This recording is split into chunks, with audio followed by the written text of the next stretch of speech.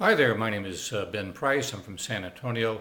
It's July of 2018, and I want to spend a few moments with those people who are considering forming a country band, a weekend country band, probably classic country kind of stuff, more so than new country, but either one, and talk about some of the things you'll need to think about or be able to do if you're going to make this leap. Number one, the very first thing that's going to be your obstacle will be your fear. The fear of, if you have never been in a band before, the fear of joining some other folks and trying to play out in front of people. You're going to make a mistake or something's going to go wrong. So that obstacle is a tough one. So you just have to sort of jump over that obstacle of fear. With that in mind, I'll tell you there really is no substitute for playing in front of a live audience. If you are a musician or singer, at some point you'll need to enter the world of performance art, which means playing in front of folks.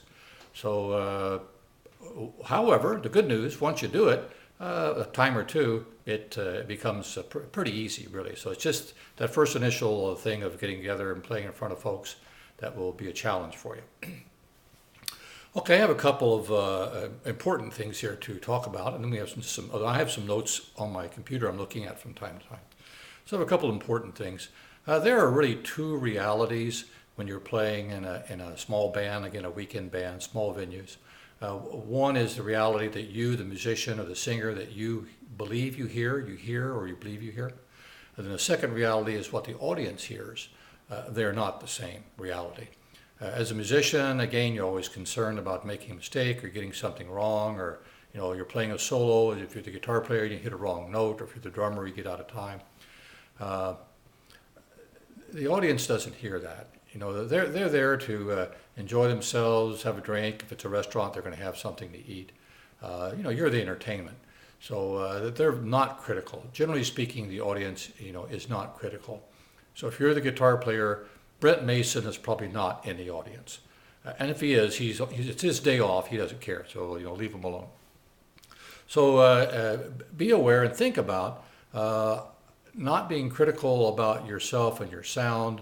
You want to get it right. The more you practice, the better off you are. However, what the audience hears and what you hear are two different things. And try to focus on what the audience hears. That's the important part. It's what they hear. Okay.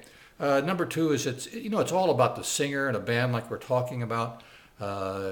Usually the singer is male or female, singular or plural, is the person that is carrying the band. So as a musician, if what you're doing is not supporting the singer, then stop. So you may have, for example, a bass, drums, and a rhythm guitar player, and maybe you got two other instruments. You got a lead guitar player and a fiddle player.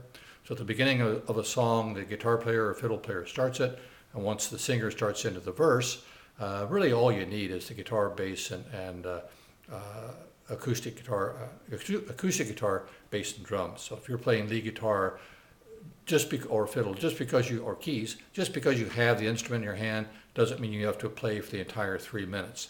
This is a bit of a hard lesson, but it's an important lesson to work toward, again, what the audience hears, and a balanced, even sound. Number three, it's the entertainment business. So I would recommend that when you're there and you're playing, if you've set up and now you got a few minutes before you're due to start, go around and talk to the people in the audience. Hey, how you doing? You've been here often. What's your first name? What kind of songs you like? Anything. Just talk to them as you would, your next door neighbor. It's someone who's there to enjoy their evening. Typically, there's a band table that's down by the stage. I'd recommend you not spend much time there. Again, when you have a break, go down and talk to the folks in the audience. Go over to the bar. Ask the name of the bartender before you start the show, who the bartender is, if they have any specials that night, things like that. Like, try to work yourself into the fabric of the venue. After the show, make sure you go thank the event organizer, or whoever hired you or helped you be here. Go thank that person, tell them you had a good time, and hopefully they'll have you back. Okay, finding venues. Like, okay, now you've got some guys together, and you want to. And we're not going to talk about finding other musicians.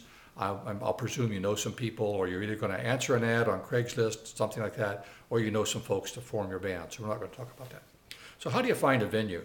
If you know someone who runs the commander of the local American Legion, that kind of thing, that's the best.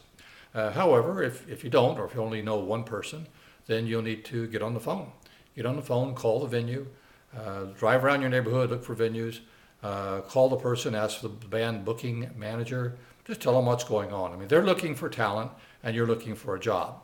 So again, some people are more comfortable calling, making cold calls than others, but once you do it a time or two, it's fine. If you want to get in your vehicle and drive down to the venue, that's fine as well. Whatever. All you need to do, and you don't need, a big promotional video or a pamphlet or brochure. I mean, it's nice if you have those things, but as a starting, we're presuming this is a starting weekend country band, so the amount of stuff you have is going to be pretty minimal. The places that I would recommend that you look for initially are things like retirement communities. They don't pay very much. However, it's a great audience. They like the classic music. It gives you a chance to set up and play and work on your performance in a very friendly atmosphere. The next place might be American Legions, VFWs, those kind of places. Some of the legions are smaller, or legions or VFWs, and some of them are pretty large. If you can find the small ones, they're perhaps more friendly to what we're talking about here. The larger legions are pretty well, and when I say legion, I mean legion or VFW, they're pretty well organized. So if you can find a smaller legion, or you know someone who's in a legion or VFW, have them go down and introduce you. Again, they're looking for acts all the time, so don't be shy. You've got something to sell. The next sort of up the food chain might be restaurants. Where you live, there are perhaps restaurants that serve food, but also hire acts to perform, out on the patio or inside, that kind of thing. So speak to those folks. And then lastly would be bars. Bars are great.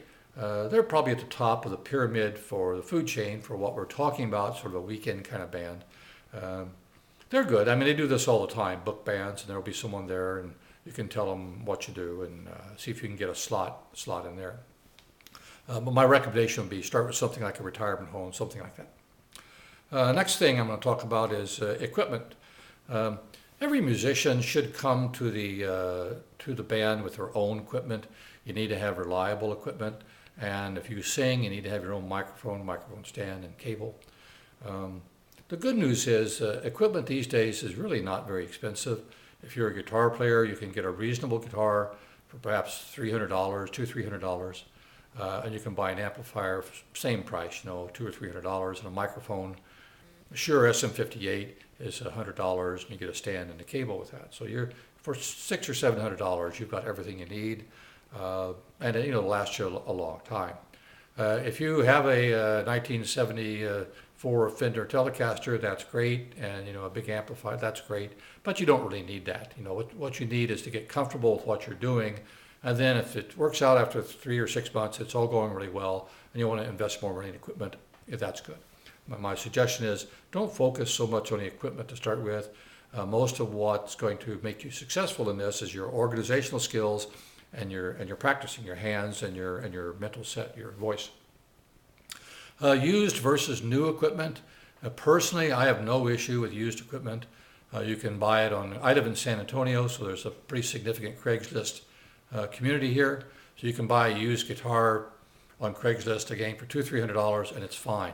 If you're comfortable going over and looking at a guitar and checking it out, moving the controls around, checking the neck, then that's fine. If you're the kind of person who'd rather go down to a Guitar Center or your local music store, buy a new guitar, that's fine too. They both accomplish the same thing. In terms of amplifiers, I'm comfortable looking at amplifiers. I'm kind of an electronics person, so I'm okay doing that. If you're okay doing that, or you know someone who'd be happy to go with you to look at an amplifier, used amplifier, again, you can get a 50 watt amplifier with a 12-inch speaker, for a few $100s. And the brand name, I don't think it's much significant for you. Some of the common brand names, Peavey and Fender, Marshalls around, Crate, there's a lot of them, and they all more or less work the same.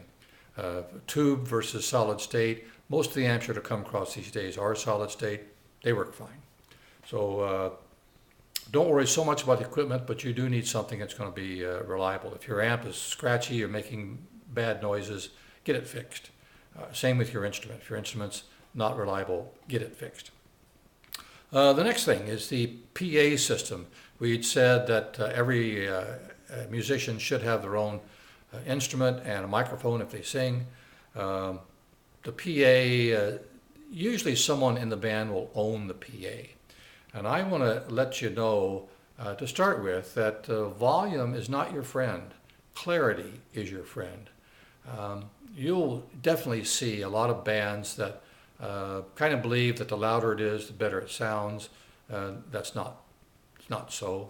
Again, particularly for country music, if you're in a metal band or something where volume is part of the experience, then that's a different story. But we're really talking about country and more classic country.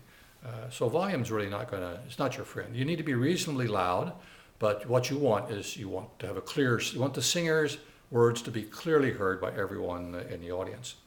So if you're looking at a retirement community or a small American Legion, you can buy a 4-channel powered mixer and 2 speakers, pole mount speakers, 10-inch speakers with a little horn in them. You can buy that entire setup for a couple $100. Maybe, let's say $300, and I'll give you the poles, the little powered mixer, and the speakers and the cords and everything. So that's not very friendly, very expensive. And something like that is going to be good for maybe 20 or 30 people. They sound fine.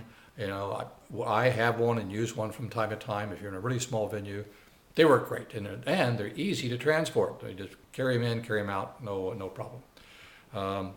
I'm not sure the name brands. The one I have is a custom 4-channel 80-watt little powered head, and that's fine. If you're going to be moving up a little bit in terms of people, then a powered mixer and pole mount speakers are fine. They'll work fine for 50 to 100 kind of people. You can buy a Harbinger. Right now, I just looked on the internet before I started this video. You can buy a Harbinger powered mixer. I think it's 9 channels. I don't know, 300 watts a side or something, for about $300.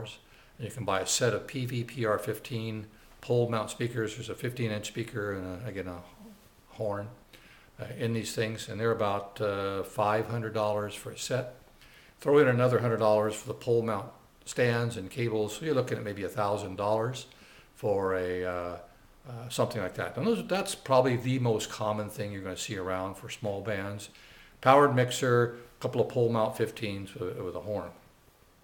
You certainly can go larger than that. We're not going to talk about larger PAs in this video because the reason we're talking is people who want to get started.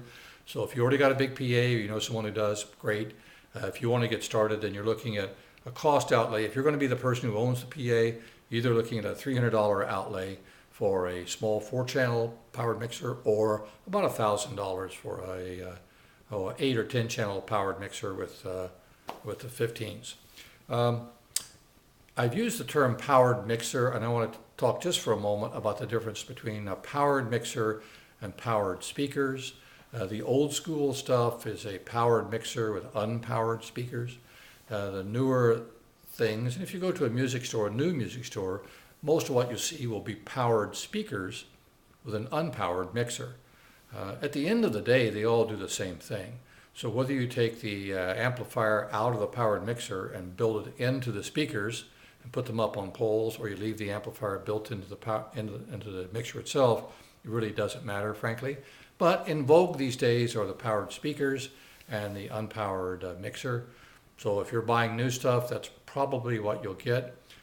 I will mention on the mixer side, we're talking about powered mixers where it's there's a volume control and equalization, bass, middle, and treble, and a few other things on them. They're pretty easy to understand. So if you're new at this, a powered mixer is probably pretty easy to understand. You can get a digital mixer that either has controls on it, or commonly you can see a rack mount digital mixer has no controls on it whatsoever. It's controlled through your smart device or your iPad. Pardon me, those are nice.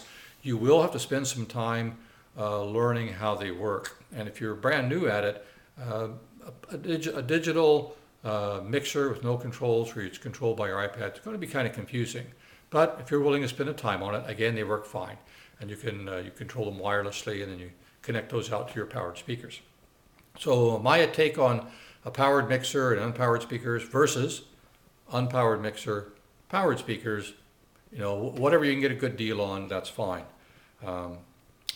And Craigslist, again, is a great place to find used equipment. So you can buy a used powered mixer, and frequently people have a small PA they're looking to sell, and it's all ready to go. You can go over and talk to the person, they'll hook it up, they'll show you how it works. So if you're not, you have no objections, I would definitely recommend looking at something like Craigslist to get a PA system. Okay, next issue, practicing.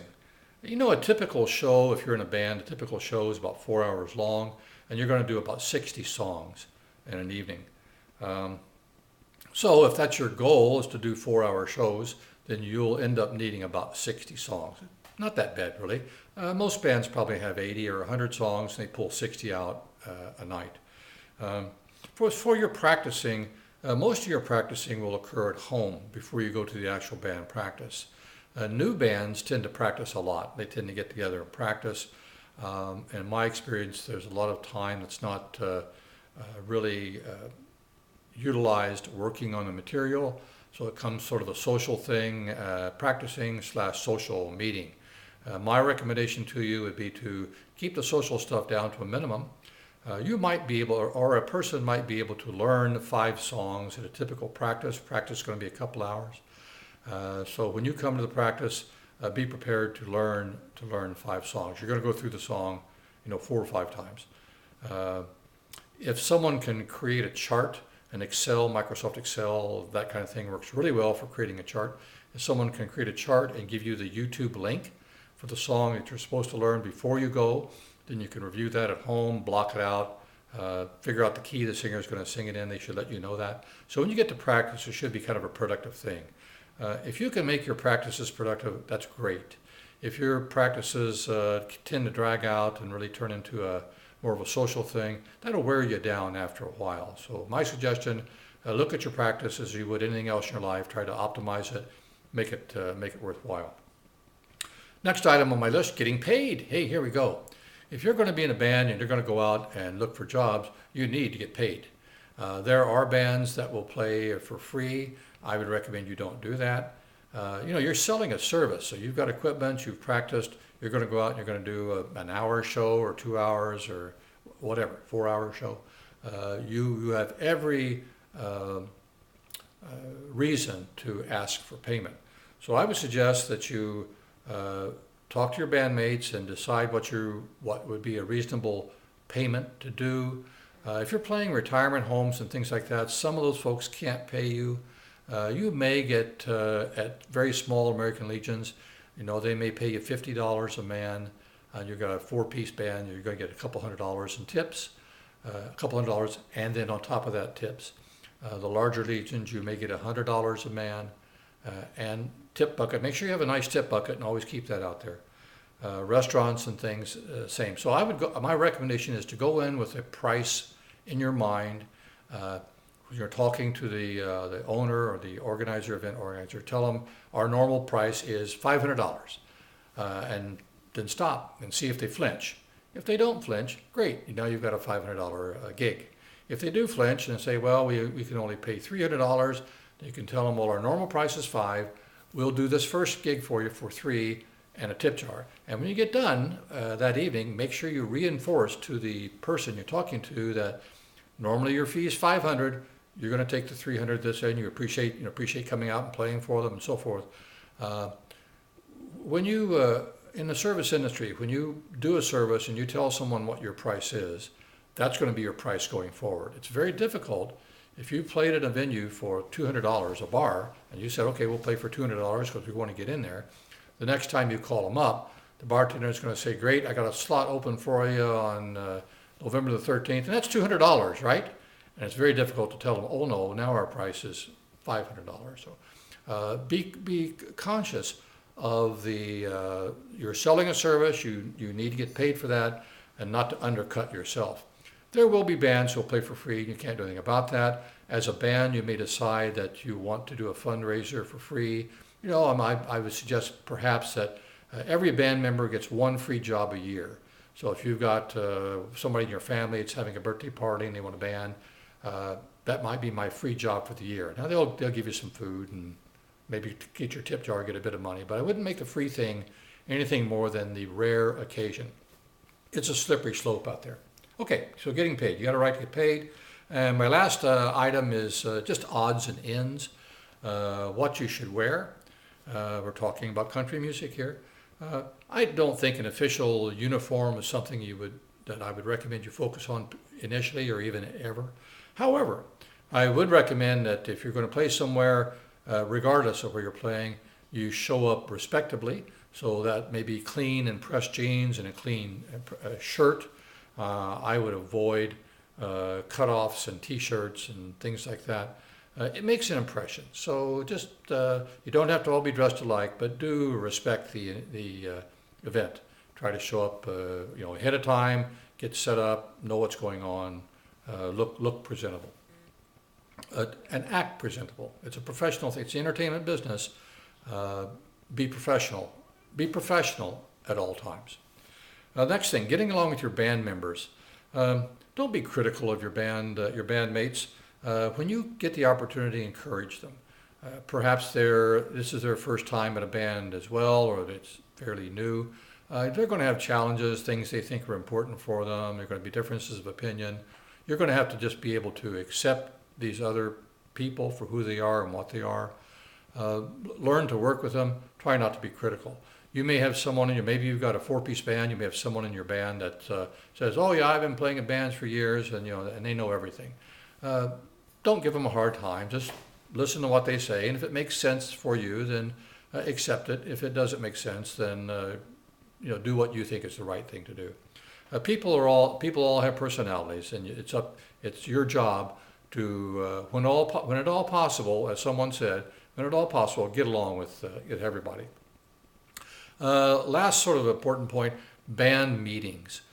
This is a very difficult thing, but I would recommend you get in the habit of doing this, particularly initially. Get together with your bandmates and talk about what's working well and what could use improvement. Musicians and singers, people don't take kindly to being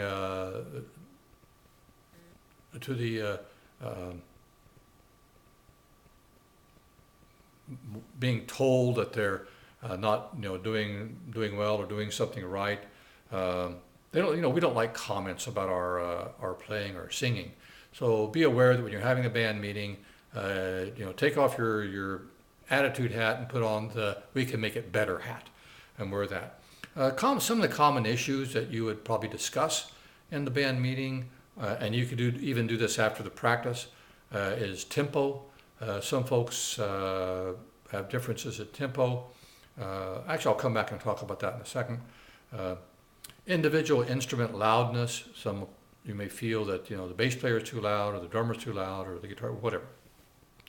Song selection. You may have folks who say, "Oh, I don't like that song. That's a really old song. I don't want to do that. I want to do a new song." So you may not be agreement on the song selection. You'll have to give and take a little bit on that. Signature licks. If a song starts with a signature lick, Merle Haggard has a song called "The Bottle Let Me Down," has a little guitar part and steel part at the beginning starts the song. If you're overwhelmed, if you're the guitar player and you're overwhelmed by trying to learn all these things, it may be that they'll just start a song. The singer will just start a song, and as time goes on, you can pick out 4 or 5 songs each week and try to work on some of these things. So don't try to conquer everything at once, but work toward making the sound and the band better. I want to come back to that tempo thing just a bit. In your band, you very likely will have some folks who will want to stick to the tempo that was used in the recording, and then you'll have a performance tempo. And if you listen to, I just mentioned a song called "The Bottle Let Me Down." If you listen to that song on YouTube in the Merle Haggard version, I'll make this up. I'll say it's at 100 beats a minute. And then when you're performing the song, there's a tendency to speed up. So you may end up performing that song at 120 beats a minute. And some of the people in your band may say, "Hey, I'd like to keep this a song to the original tempo because we have dancers or whatever. So you will probably have a difference of agreement between doing the as recorded tempo versus performance tempo. It's not that there's a right answer, but you have to talk about these things in a band meeting and see if you can't come to agreement on those. In closing, here's this long video, and thank you for hanging around. In closing, you want to have fun. As long as you're enjoying the experience of the band, you'll want to come back and you'll want to play and do some more. When it becomes no fun, then that's not a good thing. So try to let the bad stuff roll off of you and go by. Focus on the good stuff and the fun you're having. I'll tell you, there's nothing like the feeling of being on the stage. You're performing, everything's going really well, audience is having a good time, and you're getting paid. If you're a musician or a performer, it's a really wonderful thing and a great place to try to achieve that goal of just performing and enjoying yourself, having a good time. I'm going to post a link down below this video to a promotional video of a band that I still play with, to give you just sort of an idea of what a weekend classic country band is like. Now this is these guys are like kind of semi-professional, but still this is kind of the things you'll be looking for as you go out there. Again, I appreciate you hanging around. This is a long video. Leave comments below it, particularly if you have comments or your experiences in forming and making that first step to play in venues. If you have comments you think will help other people, try to leave hopefully positive comments. So if you have comments, by all means, leave them below. So hope everyone's having a great time. Look forward to hearing about your experiences. Take care. Bye now.